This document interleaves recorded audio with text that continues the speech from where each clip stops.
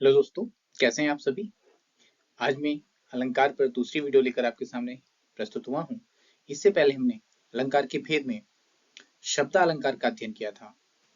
उससे पहले हमने अलंकारों की संख्या, जो भरत मुनि जी ने 4, वामन जी ने 33, भामे 35, दंडी 36, उद्भट 40, रुद्रट 52, जयदेव 100 और केशवदास जी 105 संख्या बताते हैं। इन्हीं विषयों पर हम महत्वपूर्ण अलंकारों का अध्ययन कर रहे हैं। सबसे पहले हमने शब्द अलंकार का अध्ययन किया था, जिसमें हमें शब्दों के द्वारा एक चमत्कार उत्पन्न होता है यह जाना। शब्द अलंकार के भेदों में हमने अनुप्रास अलंकार, यमक अलंकार, श्लेष अलंकार, पुनरुक्ति प्रकाश अलंकार, विप्सा अलंकार और वक्रोक्ति अलंकार, इन अलंकारों का अध्ययन किया था। आज की यह वीडियो अलंकार के अगले भेद पर है। अलंकार के भेदों में हमने जाना था कि 4 प्रकार के अलंकार होते हैं: शब्दालंकार, अर्थालंकार, उपह्यालंकार, पाश्चात्य अलंकार। तो यहाँ पर हम इससे पहली वीडियो में शब्दालंकार का विस्तृत अध्ययन कर चुके हैं। आज की यह वीडियो हमारी अर्थालंकार पर रहने वाली है। तो आप सभी से अपेक्षा रहेगी कि आप वीडियो के अंत तक मेरे साथ बने रहेंगे। और एक और निवेदन है कि यदि आपने अभी तक चैनल को सब्सक्राइब नहीं किया है तो प्लीज सब्सक्राइब कर बेल आइकन दबा दीजिएगा, क्योंकि हिंदी साहित्य और हिंदी भाषा से संबंधित आगे जो वीडियो बनती रहेंगी वो आप तक पहुंचती रहेंगी। तो आइए आज की इस वीडियो को हम आरंभ करते हैं, जो हमारी अलंकार पर दूसरी वीडियो है। मैं रविकांत प्रजापति आप सभी का हार्दिक स्वागत करता हूं। आज हम देखते हैं अर्थालंकार किसे कहते हैं। जिस अलंकार में अर्थ के माध्यम से चमत्कार उत्पन्न होता है उसे अर्थालंकार कहते हैं। दूसरे शब्दों में यदि हम कहें, जहां अलंकार अर्थ पर आश्रित हो। अर्थालंकार में शब्द बदल देने पर भी अलंकारत्व नष्ट नहीं होता। यदि हम शब्द अलंकार में बदल दें तो सारा अर्थ नष्ट हो जाता है, अलंकार का जो चमत्कार है वो नहीं हो पाता। हम अर्थालंकार में शब्द भी बदल सकते हैं। सरल शब्दों में यदि हम कहें, अर्थ को चमत्कृत या अलंकृत करने वाले अलंकार अर्थालंकार कहलाते हैं। उदाहरण के द्वारा हम देखते हैं, जैसे फूलों के आसपास रहते हैं फिर भी कांटे उदास रहते हैं। हम एक पिक्चर के द्वारा समझ सकते हैं कि यहाँ पर हम शब्द नहीं, उसके अर्थ पे ध्यान दें कि फूलों के आसपास रहते हैं कौन? कांटे, फिर भी क्या है? उदास रहते हैं। तो कांटों की जो प्रवृत्ति है वो उदास रहने की। तो हम नकारात्मकता वाले व्यक्ति, चाहे सकारात्मक वाले कितने भी व्यक्ति उनके पास रहें, वो तब भी उदास रहते हैं, तब भी नकारात्मकता में रहते हैं। तो पहले उन्हें नकारात्मकता वाली प्रवृत्ति को त्यागना होगा। तो अगला है, पायो जी मैंने राम रतन धन पायो। मीराबाई जी कि राम से तात्पर्य भगवान श्री राम, जो दशरथ पुत्र हैं उनसे नहीं है। उनके राम वो ईश्वर हैं, वो प्रभु हैं, जिनको उन्होंने अपना पति माना है, वह श्री कृष्ण है। आगे देखते हैं अलंकार के जो प्रमुख भेद हैं। हम इस वीडियो के अंतर्गत कौन से अलंकारों की चर्चा करेंगे, ये जानना बहुत ही महत्वपूर्ण है।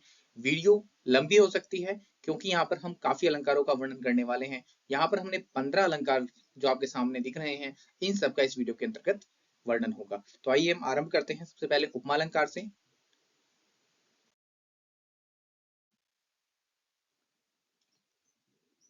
समान धर्म के आधार पर जहां एक वस्तु की समानता या तुलना किसी दूसरी वस्तु से की जाती है, वहां उपमा अलंकार होता है। का अर्थ होता है समीप, और मां का अर्थ होता है तोलना या देखना। तो उपमा का अर्थ है एक वस्तु का दूसरी वस्तु से समानता दिखाना।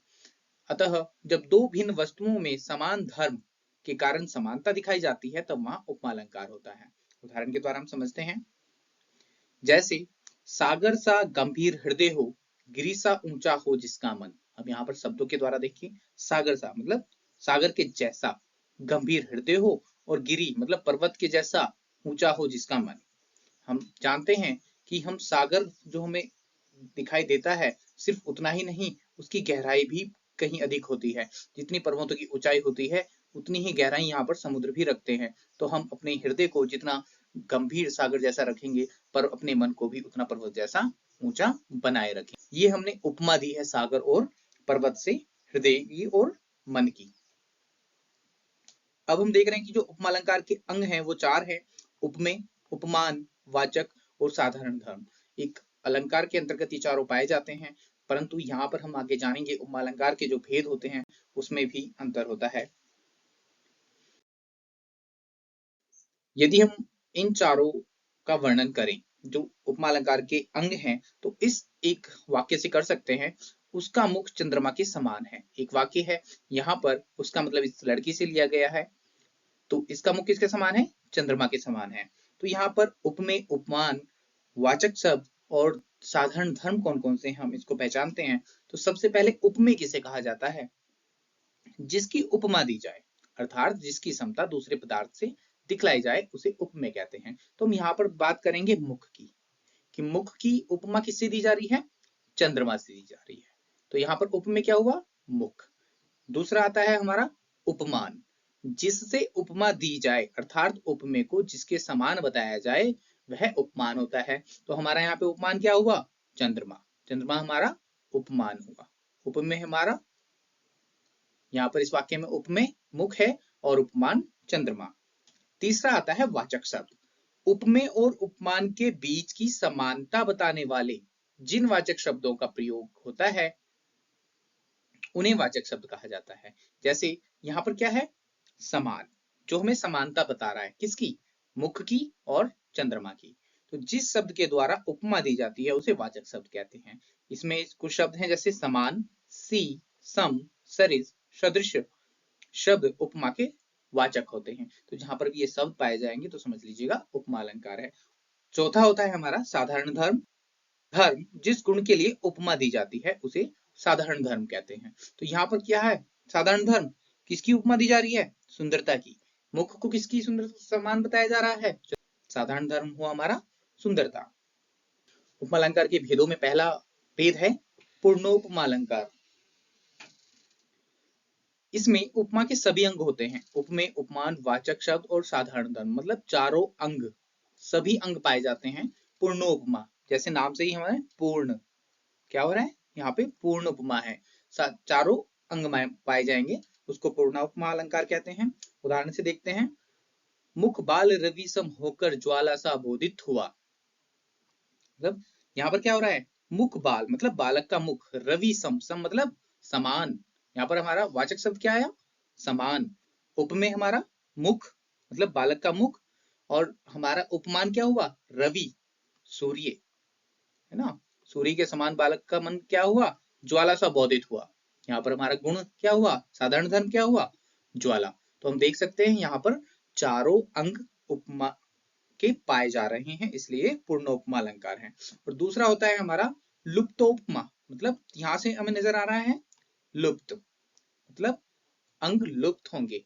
इसमें उपमा के चारों अंगों में से यदि एक, दो या फिर तीन का न होना पाया जाए, वहां पर लुप्तोत्मा अलंकार होता है। मतलब कोई एक, दो या तीन अंग क्या होंगे? लुप्त होंगे, वहां लुप्तोत्मा होगा। उदाहरण से देखते हैं, कल्पना सी अतिशय कोमल, मतलब कल्पना सी, अतिशय कोमल उपमान है, वाचक शब्द है और साधारण धर्म है, उपमेय नहीं है। तो यहाँ पर एक अंग हमारा नहीं है, इसलिए लुप्तोत्मा अलंकार होता है। आगे दूसरा देखते हैं। दूसरा अलंकार है उपमा अलंकार के बाद मलोपमा।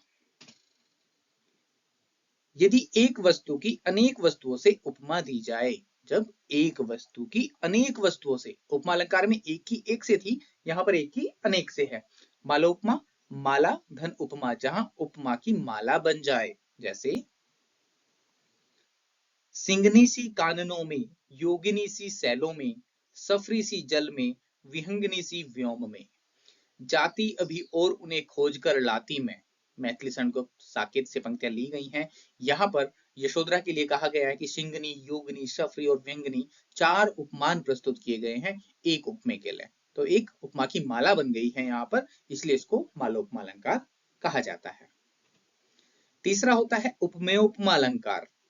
उपमेय और उपमान को परस्पर, उपमान और उपमेय बनाने की प्रक्रिया को, मतलब उपमेय उपमान को एक्सचेंज कर दिया जाता है। यहाँ पर इसमें दो तरह की भिन्न उपमाएं होती हैं, जैसे राम के समान शंभु सम राम है, मतलब यहाँ राम शंभु के समान है और शंभु राम के समान है। उपमेय को उपमान और उपमान को उपमेय में बदल दिया गया है, इसलिए इसको उपमेय उपमा अलंकार कहते हैं। अगला देखते हैं।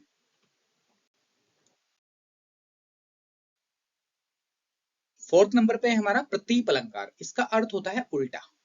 उपमा के अंगों में उलटफेर करने से, अर्थात उपमेय को उपमान के समान न कहकर उलटकर उपमान को ही उपमेय कहा जाता है, वहां प्रतीप अलंकार होता है। मतलब यहाँ पर उपमेय को उपमान कह दिया जाता है। जैसे उसी तपस्वी से लंबे थे देवदार दो चार खड़े। अब यहाँ पर क्या है, यहाँ पर हम उसी तपस्वी से लंबे थे, साधारण हमें उपमा देनी थी देवदार से, परंतु हमने देवदार की उपमा किससे कर दी है, उपमेय से। उपमेय क्या था हमारा, तपस्वी, परंतु हमने देवदार को उपमेय बना दिया और तपस्वी को उपमान बना दिया। यहाँ पर उल्टा कर दिया है हमने उपमा अलंकार का। दूसरा देखिए, चंद्रमा मुख के समान सुंदर है। हमने इससे पहले जब उपमा अलंकार था वहां पे मुख चंद्रमा के समान सुंदर था, परंतु यहाँ पर यदि हम बात कर रहे हैं कि चंद्रमा क्या है, मुख के समान सुंदर है, तो हमने उपमान को उपमेय बना दिया है। उपमा अलंकार का ठीक विपरीत, उल्टा हो गया है, तो यह प्रतीप अलंकार हुआ। अगला आता है हमारा रूपक अलंकार। उपमेय पर उपमान का आरोप या उपमान और उपमेय का अभेद ही रूपक है। मतलब हम यहाँ पर मान लेते हैं कि उपमेय ही उपमान है। जहां उपमेय और उपमान में कोई अंतर दिखाई ना दे, वहां रूपक अलंकार होता है। अर्थात जहां पर उपमेय और उपमान के बीच भेद समाप्त हो जाए, उसे एक एक कर दिया जाए, मतलब उपमेय और उपमान को एक मान लिया जाए। जैसे मैया में तो चंद्र खिलौना ले हो। तो चंद्र खिलौने से क्या तात्पर्य है कि चंद्र के जैसा खिलौना नहीं चाहिए, चंद्र खिलौना चाहिए, चंद्र ही चाहिए। जैसे यहाँ पर आप देख रहे हैं कि एक बालक गुस्सा होकर बैठ गया है अपनी माँ से कि मुझे तो चंद्र खिलौना ही चाहिए, मुझे चांद जैसा खिलौना नहीं चाहिए, मुझे चांद ही खिलौना चाहिए।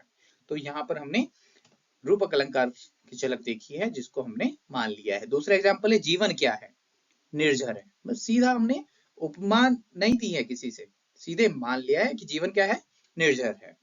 आगे देखते हैं। हमारा 6 नंबर पे है उत्प्रेक्षा अलंकार।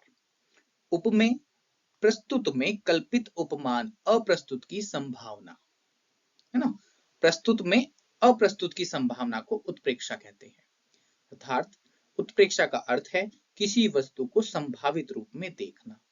संभावना संदेह से कुछ ऊपर और निश्चय से कुछ नीचे होती है। मतलब यदि हम संभावना की बात करें, संभावना क्या होती है, तो संदेह से थोड़ा ऊपर होती है और निश्चय से क्या होती है, थोड़ा नीचे होती है। इसमें न तो पूरा संदेह होता है और न ही पूरा निश्चय होता है। उसमें कवि की कल्पना साधारण कोटि की न होकर विलक्षण होती है। अर्थ में चमत्कार लाने के लिए ऐसा किया जाता है जिसमें वाचक पदों का प्रयोग होता है। उदाहरण देख लेते हैं। फूले कास सकल मई छाई, जनु बरसा ऋतु प्रकट बुढ़ाई। यहाँ पर फूले कास मतलब कास के फूल क्या है, खिल गए हैं। सकल मई छाई, सकल में प्रफुल्लता छा गई है।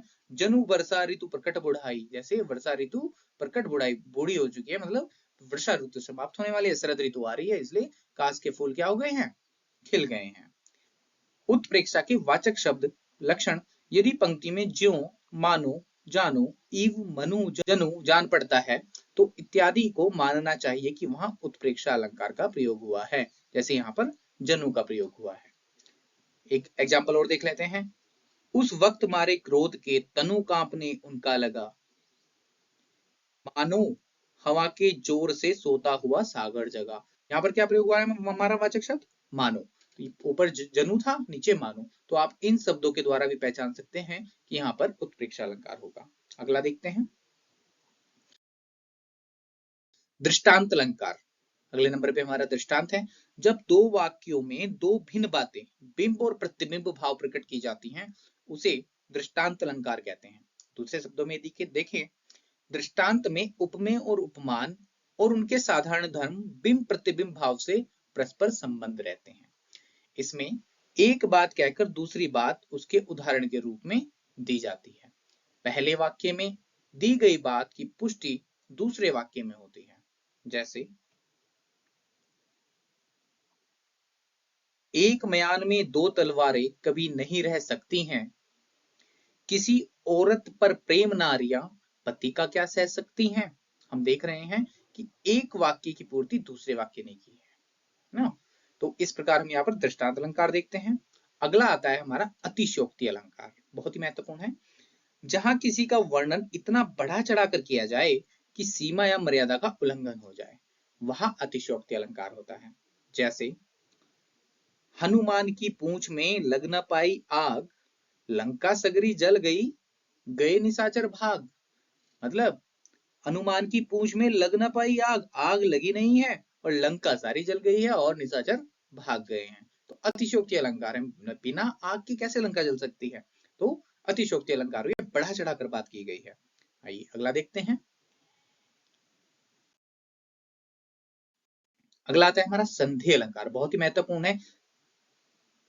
जब उपमेय और उपमान में समता देखकर, मतलब समान देखकर दोनों को, उपमेय को और उपमान को, यह निश्चय नहीं हो पाता कि उपमान वास्तव में उपमेय है या नहीं, जब यह दुविधा बनती है तब संधि अलंकार होता है। अर्थात जहां पर किसी व्यक्ति या वस्तु को देखकर संशय बने, वहां संधि अलंकार होता है। जैसे सारी बीच नारी है कि नारी बीच सारी है, सारी ही की नारी है कि नारी की ही सारी है।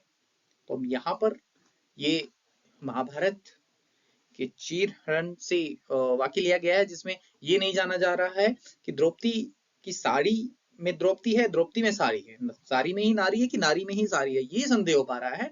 यहाँ उपमेय और उपमान समता देखकर निश्चय नहीं हो पा रहा है कि साड़ी में ही नारी है कि नारी में ही साड़ी है, तो यहाँ पर संदेह अलंकार होगा। इसके बाद अलंकार आता है भ्रांतिमान। बहुत कंफ्यूजन होता है संदेह अलंकार और भ्रांतिमान में, तो इन दोनों को बहुत महत्वपूर्ण रूप से आप देखिएगा। जहां समानता के कारण एक वस्तु में दूसरी वस्तु का भ्रम हो जाए, यहाँ पर समान होकर संदेह हो पा रहा था कि क्या है, परंतु यहाँ पर क्या होता है, भ्रम हो जाता है, तो इसमें भ्रांतिमान अलंकार। दो वस्तु में इतना सादृश्य कि स्वाभाविक रूप से भ्रम हो जाता है कि एक वस्तु दूसरी वस्तु समझ ली जाती है। जैसे नाक का मोती अधर की कांति से, बीज दाड़िम का समझकर भ्रांति से, देख कर सहसा हुआ सुख मौन है, सोचता है अन्य सुख यह कौन है। यहाँ पर नाक के मोती को अधर, होठों की कांति से, होठों की चमक से, बीज दाड़िम का समझकर भ्रांति से, बीज दाड़िम मतलब अनार का बीज समझकर भ्रांति से, नाक के मोती को अनार का बीज समझ लेता है, तो उसे देखकर सुख मतलब तोता चुप हो जाता है, मौन हो जाता है और सोचता है कि ये दूसरा तोता कौन है। सुख मतलब तोता, तो यहाँ पर भ्रांति हो जाती है अनार के बीज को देखकर कि दूसरा कोई सुख आ गया है। तो भ्रांति मान अलंकार और संधि अलंकार में बहुत ही कम अंतर है, इसलिए आप इसको ध्यान से समझिएगा। आइए अगला देखते हैं। विभावना अलंकार बहुत ही महत्वपूर्ण है। कारण के अभाव में जहां कार्योत्पत्ति का वर्णन किया जाए, वहां विभावना अलंकार होता है। दूसरे शब्दों में जहां कारण के बिना कार्य के होने का वर्णन हो, मतलब कारण के बिना ही कार्य हो रहे हैं, वहां विभावना अलंकार होता है। विभावना का अर्थ है विशिष्ट कल्पना, वी का अर्थ विशिष्ट और भावना भाव। जब तक कोई कारण नहीं हो तब तक कार्य नहीं होता, ऐसा माना जाता है, परंतु यहाँ बिना कारण के ही कार्य हो जाते हैं। जैसे बिनु पद चले सुने बिनु काना, कर बिनु कर्म करे विधि नाना, आनन रहित सकल रस भोगी, बिनु बानी बक्ता बढ़ जोगी। मतलब बिना पद के तो चला जा रहा है, बिना कान के सुना जा रहा है, बिना कर हाथों के कर्म किए जा रहे हैं अलग विविध प्रकार से, आनन रहित सकल रस भोगी, बिना सर के ही रस भोगे जा रहे हैं, बिनु वाणी मतलब बिना वाणी के ही बक्ता बढ़ जोगी, मतलब बोला जा रहा है, मतलब कारण के बिना कार्य हो रहे हैं।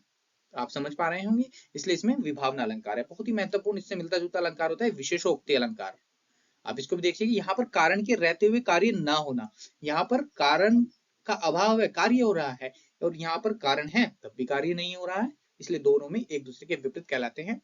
विशेषोक्ति का अर्थ होता है विशेष उक्ति, कारण के रहने पर कार्य होता है किंतु कारण के रहने पर भी कार्य ना होने में विशेष उक्ति होती है। देखते हैं, फुलई भरई न बेत यद्यपि, सुधा बरसहि जलद, मुरुख हृदय न चेत, जो गुरु मिलहि बिरचि सम। मतलब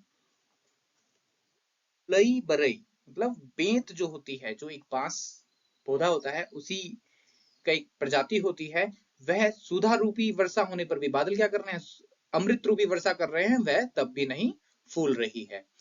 उसी प्रकार नहीं फूल रही है। जैसे मूर्ख क्या होता है, मूर्ख का हृदय कभी भी चेतता नहीं है, जागता नहीं है, चाहे उसको मिला ही गुरु, कौन गुरु समान मिल जाए, कौन ब्रह्मा के समान भी, यदि वृक्ष के समान, ब्रह्मा के समान भी उसको गुरु मिल जाए, तब भी वह मूर्ख, उसका हृदय नहीं चेतता है। उसी प्रकार बेंत जो है वह भी फल फूल नहीं रहा है, चाहे यहाँ पर बादल अमृत वर्षा ही क्यों नहीं कर रहे हैं, मतलब कारण के होते हुए भी कार्य नहीं हो रहा है। तो बहुत ही महत्वपूर्ण अलंकार है, दोनों को समझिएगा। आगे देखते हैं, असंगति अलंकार, जहां कारण कहीं और कार्य कहीं होने का वर्णन किया जाए, वहां असंगति अलंकार होता है। असंगति अलंकार का अर्थ होता है नहीं संगति, जहां कारण होता है कार्य वहीं होना चाहिए, कारण कहीं और कार्य कहीं, चोट पांव में लगे और दर्द सर में, तो यहां असंगति हुई। तो हम देख रहे हैं कि इस प्रकार की ये असंगति पाई जाती है, तो वहां असंगति अलंकार होता है। उदाहरण से समझते हैं, तुमने पैरों में लगाई मेहंदी, मेरी आंखों में समाई मेहंदी। तुमने पैरों में लगाई मेहंदी, मेरी आंखों में समाई मेहंदी, मतलब तुमने पैरों में मेहंदी लगाई और उसकी सुंदरता का भाव मेरी आंखों में समा गया है, मतलब कारण कहीं कार्य कहीं ऐसा प्रतीत होता है, तो असंगति अलंकार होता है। अगला देखते हैं, दीपक अलंकार, जहां प्रस्तुत और अप्रस्तुत में एक धर्म संबंध वर्णित हो, वहां दीपक अलंकार होता है। जिस प्रकार दीपक जलकर घर बाहर सर्वत्र प्रकाश फैलाता है, उसी प्रकार दीपक अलंकार निकृष्ट पदार्थों एवं दूरस्थ पदार्थों का एक धर्म संबंध वर्णित करता है। जैसे देखे ते मन भरे, तन की मिटे न भूख, बिन चाखे रस नहीं मिले, आम कामिनी ऊख। यहाँ पर हम देख रहे हैं कि देखने से मन भरता है, तन की भूख नहीं मिटती है। उसी प्रकार बिन चाखे रस नहीं मिलता, चाहे आम हो, कामनी हो या ऊख हो। तो यहाँ पर हम देख रहे हैं कि उपयुक्त पंक्ति में कामनी तथा उपमान आमी के एक ही साधारण धर्म बिन चाखे रस नहीं मिले का प्रयोग हुआ है, अतः यहाँ दीपक अलंकार है। अगला और अंतिम हमारा अलंकार है विरोधाभास अलंकार, जहां विरोध ना होते हुए भी विरोध का आभास हो। विरोध आभास आप नाम से पहचान रहे होंगे, विरोध होते हुए भी आभास, जहां विरोध न होते हुए भी विरोध का आभास होता है, विरोधाभास अलंकार। जहां बाहर से तो विरोध जान पड़े किंतु यथार्थ से विरोध न हो, उसे विरोधाभास अलंकार कहते हैं।